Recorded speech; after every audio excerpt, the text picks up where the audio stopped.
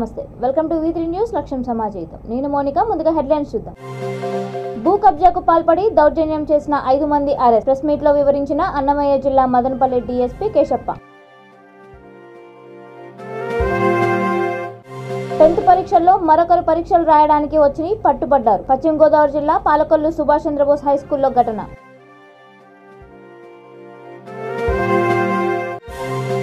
Gudur railway station కు చేరుకున్న Vande Bharat express రైలును చూసేందుకు తరలి వచ్చి సెల్ఫీలు తీసుకున్న ప్రజలు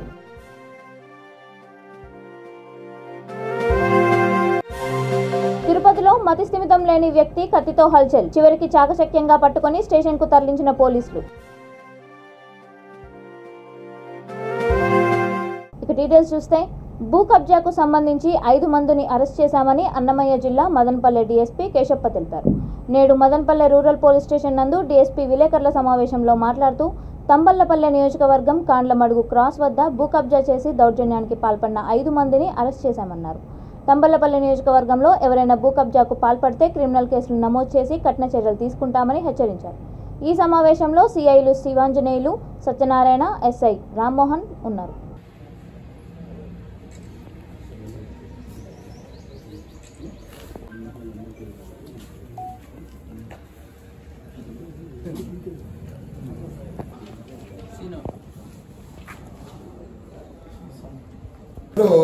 రెండో నెలలో రిపోర్ట్ అయింది దానివల్ల రికార్డ్స్ అన్ని కలెక్ట్ చేసుకోవడము తర్వాత ఇన్వెస్టిగేట్ చేయడం ఇప్పటికి ఫైనలైజ్ అయింది కాబట్టి వాళ్ళందరినీ పట్టుకొచ్చినాం దాంట్లో రాత్రి అంతా రైడ్ చేస్తే మా సబ్ డివిజన్ ఆఫీసర్లు ఇన్స్పెక్టర్స్ సత్యనారాయణ శివాంజనేయులు తర్వాత వీళ్ళందరూ కూడా SIలు రాత్రి అంతా తిరిగి ఒక 5 మందిని పట్టుకొచ్చాం దాంట్లో మెయిన్ భానుప్రకాష్ రెడ్డి అండ్ ఇంకోడు చెన్నకేశవ వీళ్ళు పట్టుకొచ్చాం మిగతా ముగ్గురు కోసం కూడా SI 1 టౌన్ SI రూరల్ వీళ్ళందరూ కూడా తిరుగుతున్నారు వాళ్ళు కూడా ఇమీడియట్ గా అరెస్ట్ చేసి వాళ్ళు కూడా జైలు పంపిస్తారు దీంట్లో ఉండే 10 మందిలో ఆల్రెడీ ఒకడు జైల్లో ఉన్నాడు డాబా సూరి అతన్ని మన PT వారెంట్ కింద మనం ఈ కేసులో కనెక్ట్ చేస్తాం అదే మాదిరి మదనపల్లిలో కూడా గ్యాంగ్లు ఉన్నాయి అంటే కర్ణాటక నుంచి వచ్చిన వాళ్ళు కడప నుంచి వచ్చిన వాళ్ళు అనంతపురం నుంచి వచ్చిన వాళ్ళు తిరుపతి నుంచి వచ్చిన వాళ్ళు వివిధ జిల్లాల నుంచి వచ్చిన వాళ్ళు ఇక్కడ ల్యాండ్ గ్రాబింగ్ కోసం ప్రయత్నం చేస్తున్నారు వాళ్ళు కూడా లిస్ట్ అవుట్ చేసినాం వాళ్ళపైన కూడా నాన్ బైలబుల్ సెక్షన్స్ కానీ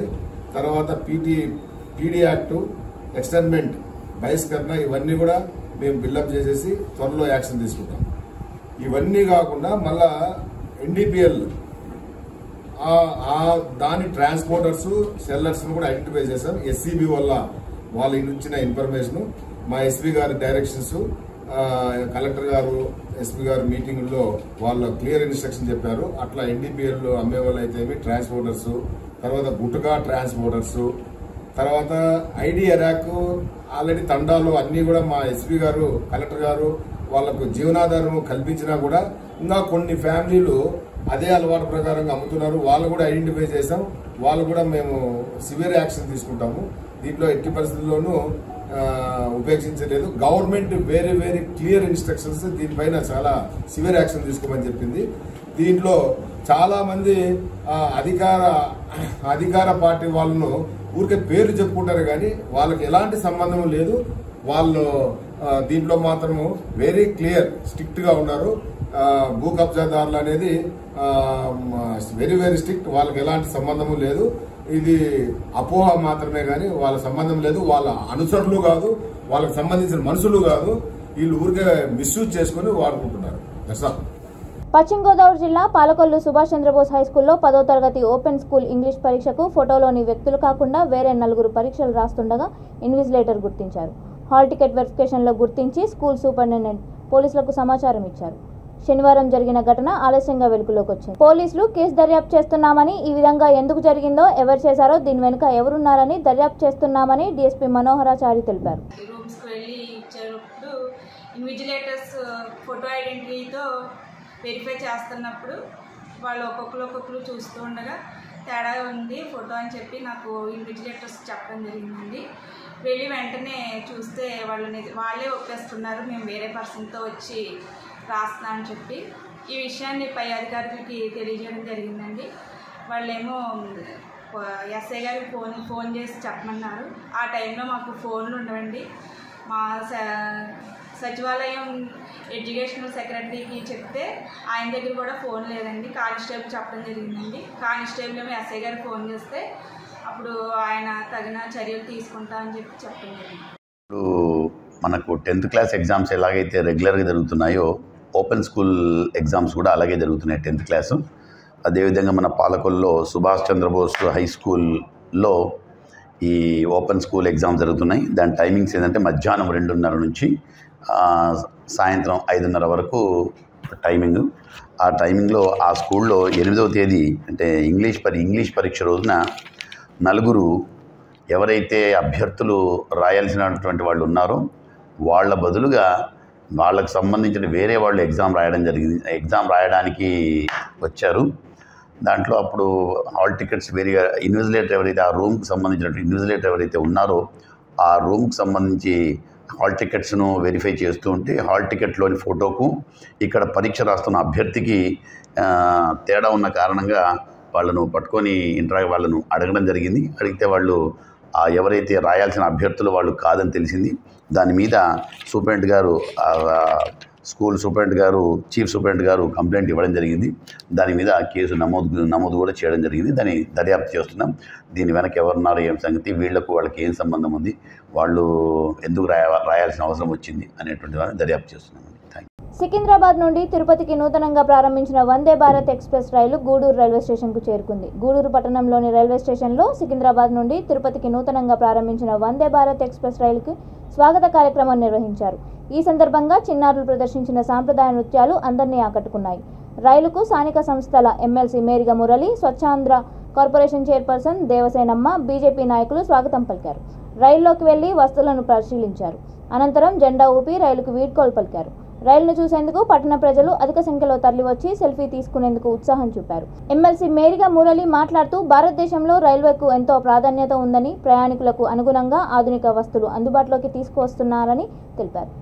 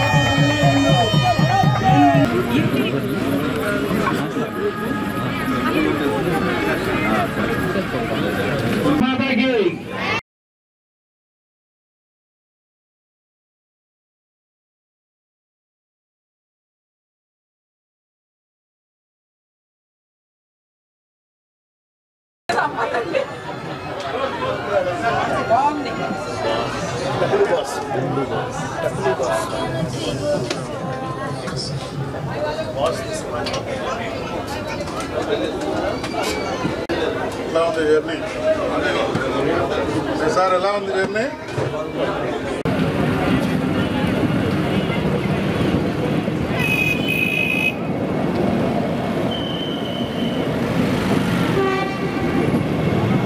గారు గొప్ప వాతావరణం తీసుకొస్తున్నారు. భారతదేశం యొక్క శక్తిని ప్రపంచ దేశాలకు తెలియజేస్తున్నారు. యుద్ధ రంగంలో కానివ్వండి, అట్లాగే సాంకేతిక రంగంలో కానివ్వండి, ఏ రంగంలో కూడా భారతదేశం అంటే భారతీయ గొప్పదనాన్ని మరి ఇంత గొప్పగా కీర్తింపబడి ఇక్కడ చేస్తున్నటువంటి నరేంద్ర మోడీ గారికి సభాముఖంగా నమస్కారాలు తెలియజేసుకుంటూ, ఇదే వాతావరణంలో మరి భారతీయులందరూ కూడా ఐక్యంగా మన దేశ చరిత్ర ఏ రకంగా ప్రపంచంలో తలమానికంగా ఉంటుందో ఆ వాతావరణంలో ప్రతి ఒక్కరు కూడా మరి ముందుకెళ్ళాలని, ముఖ్యంగా బాలలు గొప్పగా వాళ్ళు మరి భారతదేశ ఇంటిగ్రిటీని తెలియజేస్తూ వాళ్ళ నృత్యాలు చూస్తుంటే, వాళ్ళందరూ చూస్తుంటే రేపు పౌరులంతా పౌరులంతా వీళ్ళే కదా అని ముచ్చటేస్తుంది. చాలా సంతోషం. చాలా రోజుల తర్వాత ఒక మంచి వాతావరణంలో ఈ కార్యక్రమం జరగడం కూడా, ఈ కార్యక్రమానికి ఈ ఫ్యాకల్టీస్ అందరూ కూడా స్వాగతం చెప్తూ వారందరూ కూడా అభినందనలు తెలియజేసుకుంటూ నాకు ఇచ్చిన అవకాశం స్టేషన్ మాస్టర్ గారికి ప్రత్యేక కృతజ్ఞతలు తెలియజేసుకుంటూ విరమించుకుంటాను. నమస్కారం. చాలా సంతోషంగా ఉంది. ఈరోజు మనకి నరేంద్ర మోడీ గారు మన హైదరాబాద్ వచ్చి ట్రైన్ ప్రారంభోత్సవం చేయటం, మనకి మన దేశంలో అలాట్ అయిన 13లో 2 ట్రైన్స్ ని మనకి మన 2 రాష్ట్రాలకి సంబంధించి నడిచే విధంగా 2 ట్రైన్స్ ని అలాట్ చేయడం చాలా సంతోషంగా ఉంది. నరేంద్ర మోడీ గారికి ధన్యవాదాలు తెలియజేస్తున్నాము. ఇది సమయపాలన, ఇది మనకి అందరికీ అనుకూలంగా ఉండే విధంగా, అవి టైం కలిసి వచ్చే విధంగా ఈ ట్రైన్స్ అందరికి అందుబాటులో ఉండే విధంగా వేసినందుకు నరేంద్ర మోడీ గారికి ధన్యవాదాలు తెలియజేస్తున్నాం. అదేవిధంగా మన జగన్మోహన్ రెడ్డి గారు కూడా ఈ ట్రైన్స్ ఇచ్చేసినందుకు ఆయనకు కూడా ధన్యవాదాలు తెలియజేస్తూ సెలవు తీసుకుంటున్నాను. Thank you.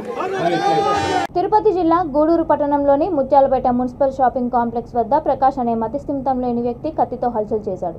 దీంతో వ్యాపారస్తులు, రోడ్డుపై ఉండే ప్రజలు భయభ్రాంతులకు గురయ్యారు. అక్కడి ప్రజలు పోలీసులకు సమాచారం అందించారు. పోలీసులు రావడంతో ప్రకాష్ ఒక దుకాణంలోకి వెళ్లి దాక్కున్నాడు. పోలీసులు చాకచక్యంగా అతన్ని పట్టుకొని స్టేషన్కు తరలించారు. అతని బంధువులు వెంకటగిరిలో ఉన్నారని తెలియడంతో పోలీసులు వారికి సమాచారం అందించారు. ఎవరికి ఎటువంటి గాయాలు కాకపోవడంతో అంతా ఊపిరి పీల్చుకున్నారు.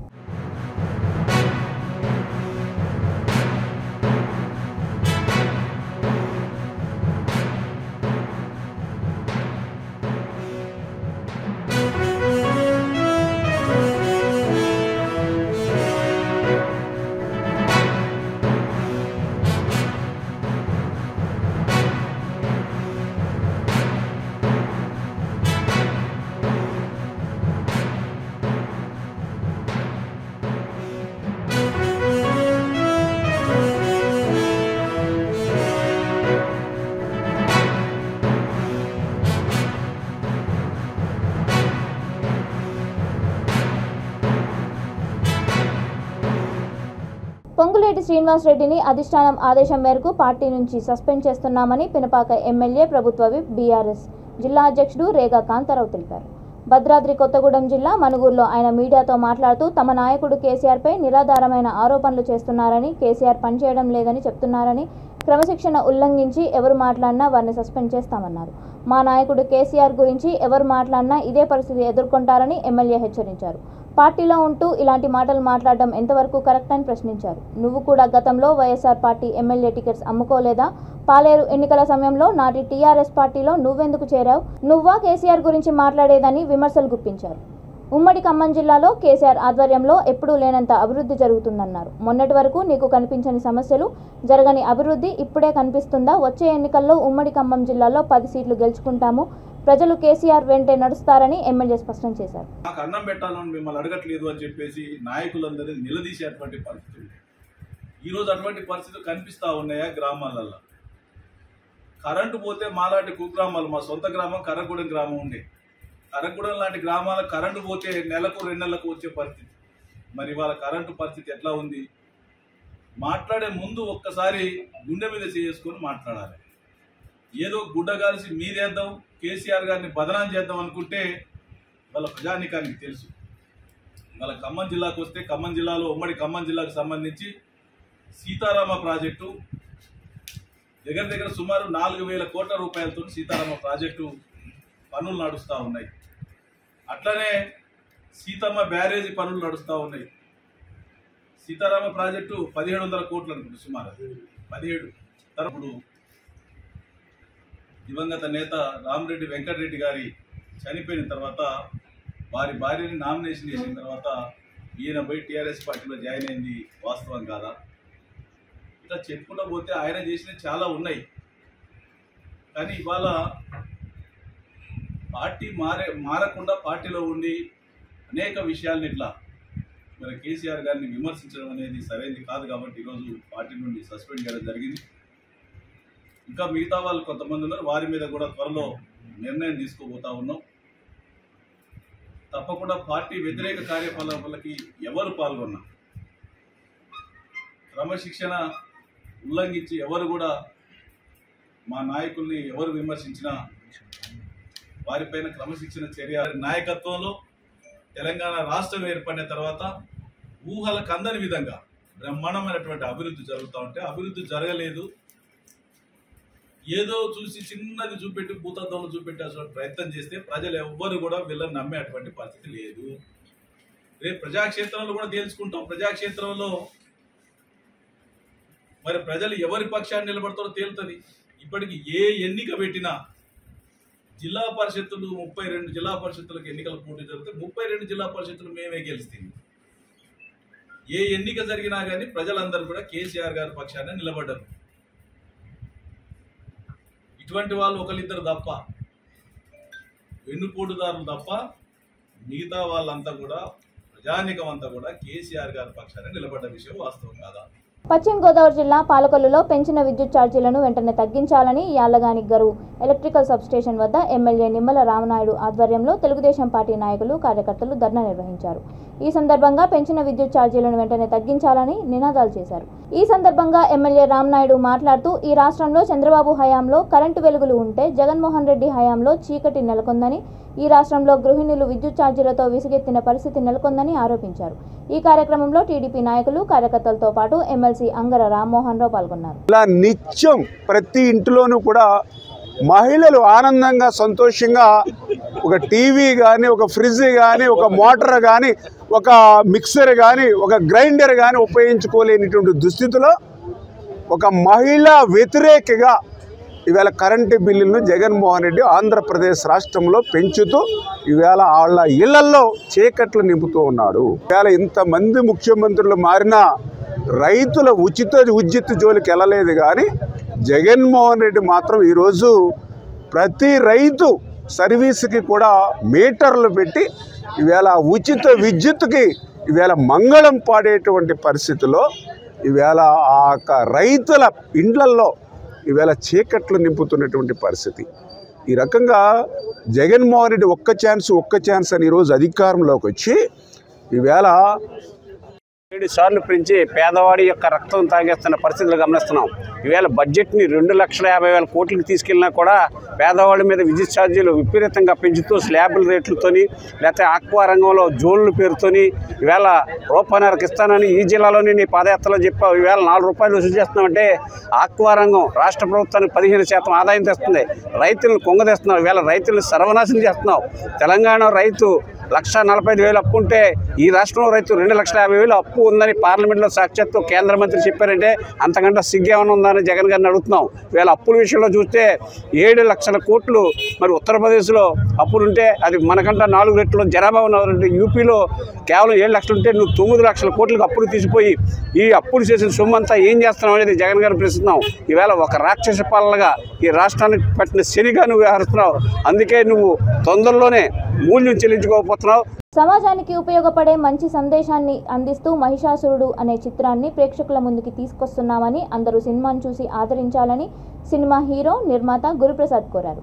గూడూరు పట్టణంలోని ప్రైవేట్ హోటల్లో చిత్ర యూనిట్ విలేకరుల సమావేశం నిర్వహించారు. హీరో నిర్మాత గురుప్రసాద్ మాట్లాడుతూ సమాజంలో నేడు జరుగుతున్న కొన్ని సంఘటనలను తీసుకొని ప్రేక్షకులకు మంచి సందేశాన్ని అందించాలనే ఉద్దేశంతో ఈ చిత్రం తీసినట్లు తెలిపారు.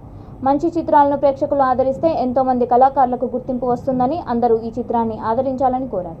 డైరెక్టర్ రవికుమార్ మాట్లాడుతూ సకుటుంబ సమేతంగా చిత్రాన్ని చూడవచ్చని, ఎక్కడా అసభ్య డైలాగులు సన్నివేశాలు లేవని, ఫ్యామిలీ సస్పెన్స్. ఒకప్పుడు ఈ నెల్లూరు జిల్లా నుంచి ఎంతోమంది ప్రొడ్యూసర్స్, ఎంతోమంది చిత్రరంగానికి పరిచయమైన వాళ్ళు, ఫెమిలియర్ అయిన వాళ్ళు చాలా మంది ఉన్నారు. అలాంటి నెల్లూరు జిల్లాలో మన ఇండియాలో 135 కోట్ల మంది ఉన్నారనుకుంటే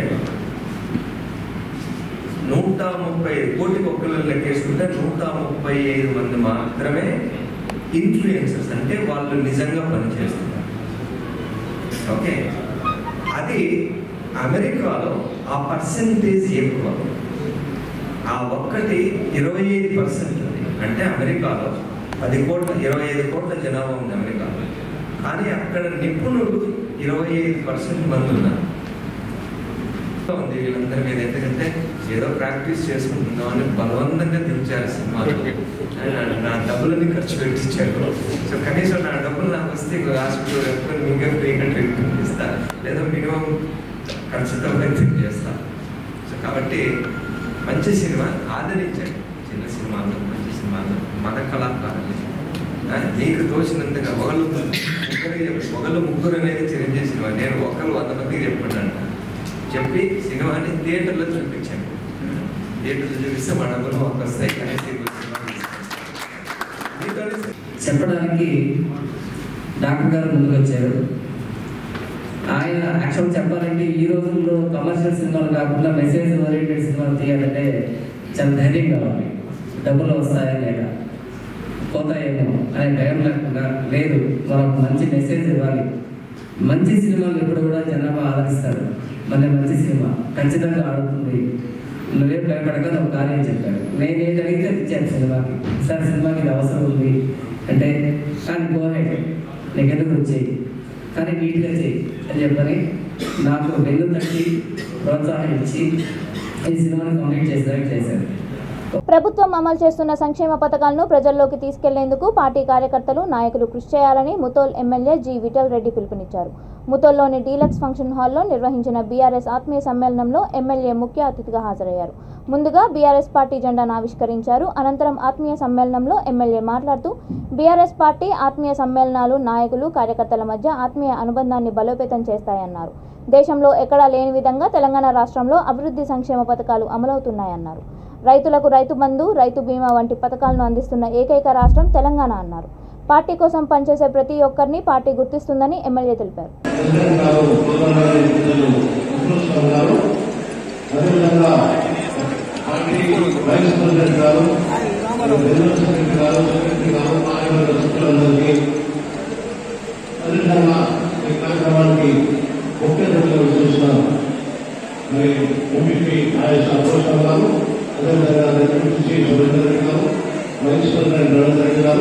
అధ్యక్షులు మరి వెంకటేష్ గౌడ్ గారు, మరి రైతు సమితి మండల రైతు సభ సమితి అధ్యక్షులు రామరెడ్డి గారు, మరి వారి కార్యసభ్యులందరికీ, అదేవిధంగా ఈ కార్యక్రమంలో పాల్గొన్న వేదికపై పాల్గొన్న గౌరవ సర్పంచ్ అందరికీ, గౌరవ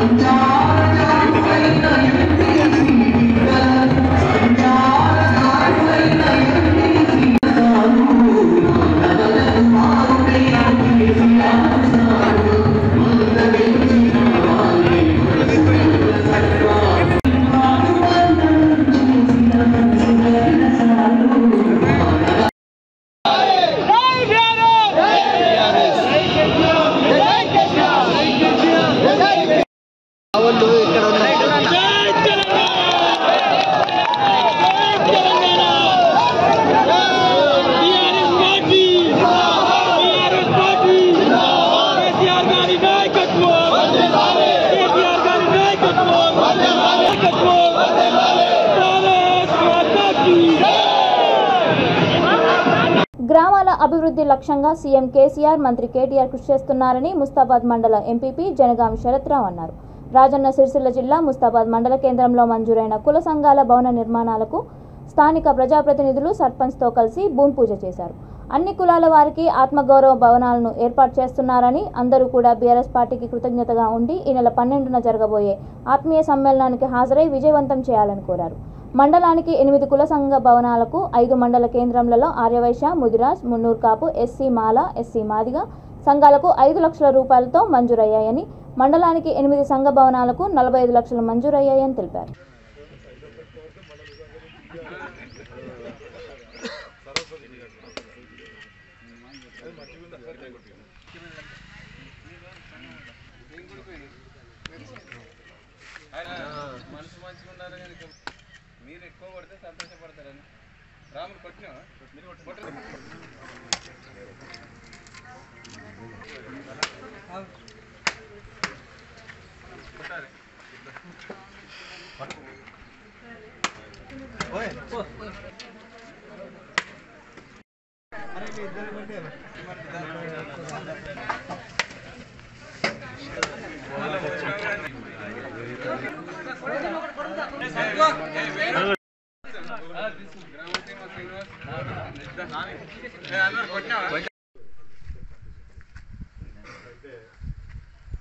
ఎందుకంటే మన గౌరవ మంత్రివర్యులు ఆ విషయాలన్నీ మీకు తెలుపుదామని చెప్పేసి గారికి అర్థం కావడం జరిగింది.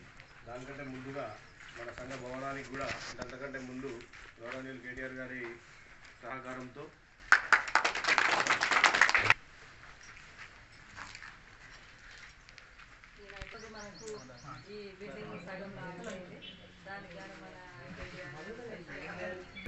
వ్యవసాయ పనులు కావచ్చు, ఇంకేదన్నా పనులు ముస్తాబాద్ మండల కేంద్రంలో మండల కేంద్రంలో ఆర్యవైశ్య సంఘానికి అదనపు నిధులు బ్యాలెన్స్ వర్క్ కింద సంఘాలకు కానీ ఏ అవసరాలకు కానీ వారు మనం అడగగానే ఇవ్వడానికి ఉన్నారు, ఇస్తూ ఉన్నారు కూడా. ఇవాళ సంఘాలు కానీ ప్రతిదీ కూడా వారు చేస్తూ ఉన్నారు. అవన్నీ దృష్టిలో పెట్టుకొని మీరందరూ కూడా కుటుంబ సభ్యులు మీరందరూ కూడా మంచి మనసుతోని ఇంకా పక్కవారు ఎవరున్నా వారికి కూడా చెప్పి మన ముఖ్యమంత్రి గారు ఏ కార్యక్రమాలు అయితే చేస్తూ ఉన్నారో అవన్నీ గుర్తు చేసుకొని వారికి మీ అందరి ఆశీర్వాదం పెద్ద మొత్తంలో ఇవ్వాలి.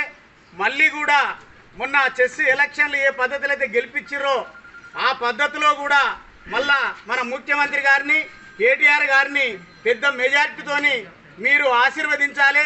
మీరు ఆశీర్వదిస్తే మీకు ఇందాక పెద్దలు చెప్పినట్టు మీకు ఏ నిధులు కావాలన్నా అవి కూడా మీకు పెద్ద మొత్తంలో వస్తాయి. ఆ పద్ధతిలో మీరు అందరు ఉండాలి. ఇందాక మన అన్న చెప్పినట్టు మీరు మెట్టుకాడికి కూడా మీరు ఏ పెద్ద మొత్తంలో మీరు వచ్చినట్టయితే సారు కూడా మీతోని భోజనం చేస్తాడు, మీ అందరినీ కూడా కలుస్తాడు. మీ అందరిని చూస్తే వారి ఉత్సాహము ఏ విధంగా ఉంటుంది అనేది మీ కళ్ళల్లో చూస్తారు. మీరందరూ వచ్చి వారిని చూడాలి, వారికి మీ అందరి ఆశీర్వాదం ఇవ్వాలి.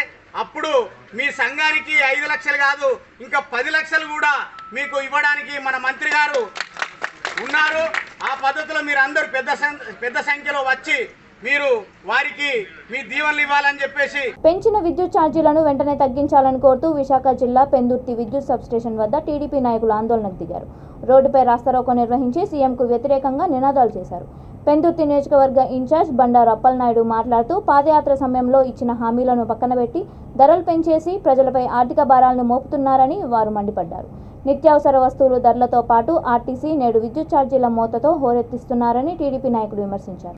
అధికారులందరూ లీవ్లో పంపించినట్టు జగన్మోహన్ రెడ్డి, అందుకని ఈ పిల్లి పరిపాలనకి వ్యతిరేకంగా ఈ నోటీసును మేము ఇదే గోడ కట్టి చెల్లిపోతున్నాం.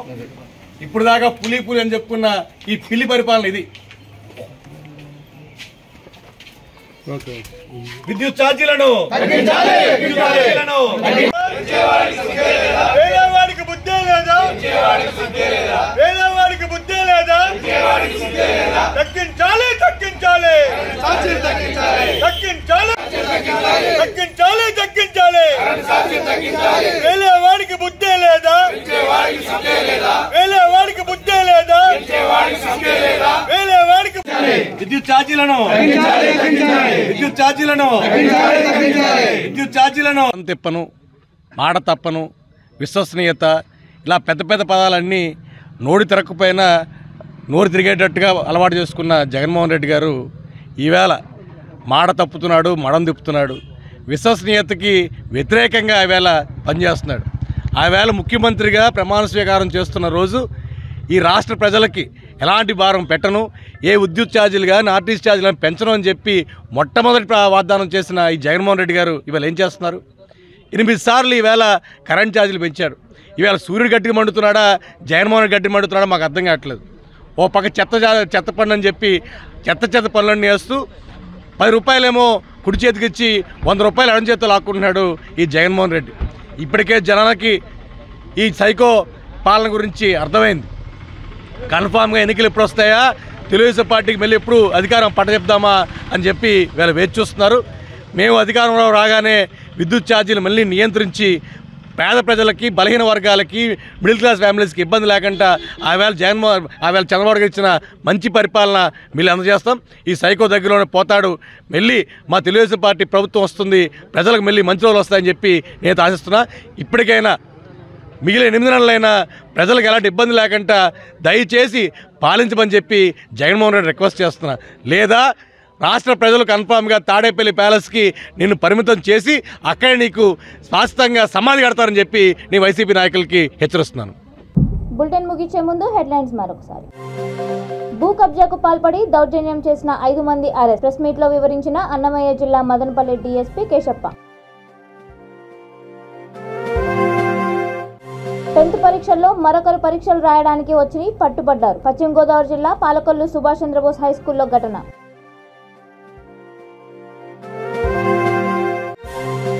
గూడూరు రైల్వే స్టేషన్ కు చేరుకున్న వందే భారత్ ఎక్స్ప్రెస్. రైలును చూసేందుకు తరలి వచ్చి సెల్ఫీలు తీసుకున్న ప్రజలు.